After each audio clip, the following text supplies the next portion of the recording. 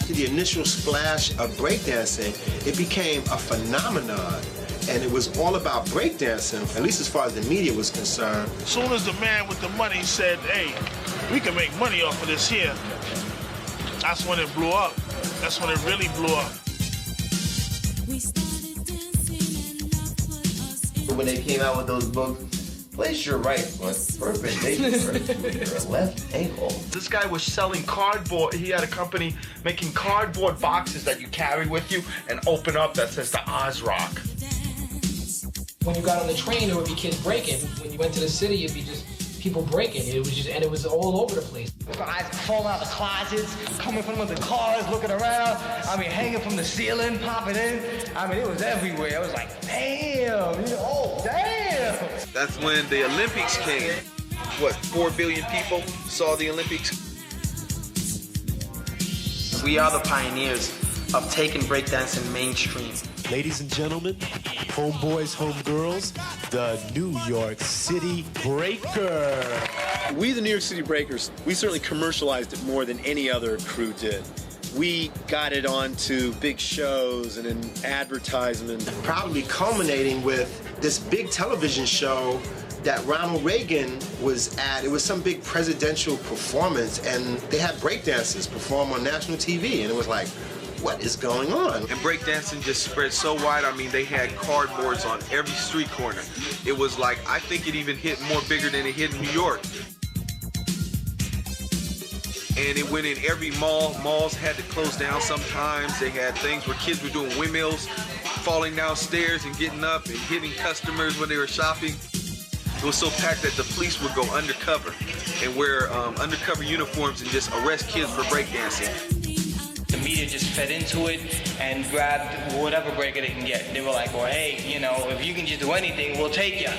Make the selection different. This year, vote for Frank and make it count more and more and more and more. Ladies and gentlemen, this is not to be believed. You're Ken Swift, right? Yeah. Rocksteady, travel all over the world, and then next you know, boom, Beach Street came out. Yo, what's up? Yo, man, yo biters. All your homeboys are biters. Yo, Wax, so what's up with that? Yo, what are you talking about, man? I never stole no moves from you. All your moves ain't worth it a bit. So what's up with that, punk? Punk, who you calling punk? And boom, Rocksteady, New York City Breakers, and Mad Force chilling in Conference. We was bugging. We were like the young kids of the 80s, you know what I mean? The exploitation era, but it took us all over the world. We were bumping into each other cross-continent, you know what I'm saying? And we thought we were rich and shit.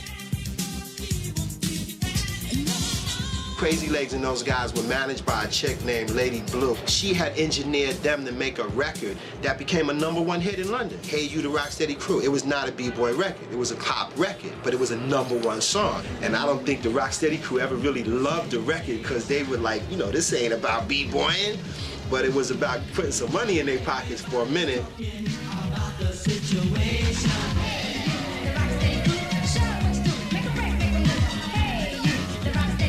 I started breakdancing with my friend Donovan and Mike, and we actually had a lot of those black people and Samoans, and we used to all come to my house, and my mom would wake up in the morning, there'd be like a gang of Samoans from like Carson City, hardcore, and she'd be like, what the fuck is going on here? I'm like, Mom, but teach me how to spin on my head. A lot of people, unfortunately, took it as a fad, you know?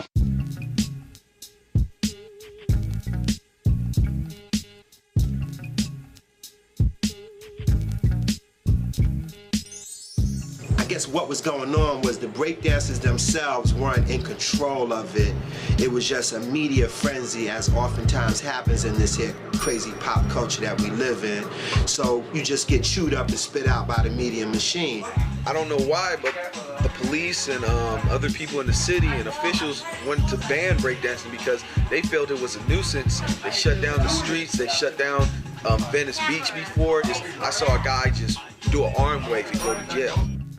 But what they did was just, you know, they put it out there and then they, you know, everybody was into it like as far as just this the end thing. Then when the next thing came through, they kind of like kicked it to the curb.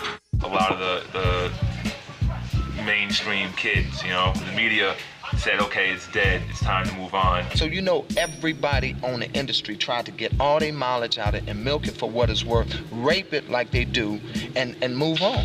B-boying did eventually die out. There's a number of reasons why, and there are people out there who kind of blame me in a way because they see myself and the New York City Breakers as being the people who took breaking from being underground and taking it and making it really huge and making it a big splash out of it, putting it out there in television and in films, and we commercialized it, and I'm not ashamed of that.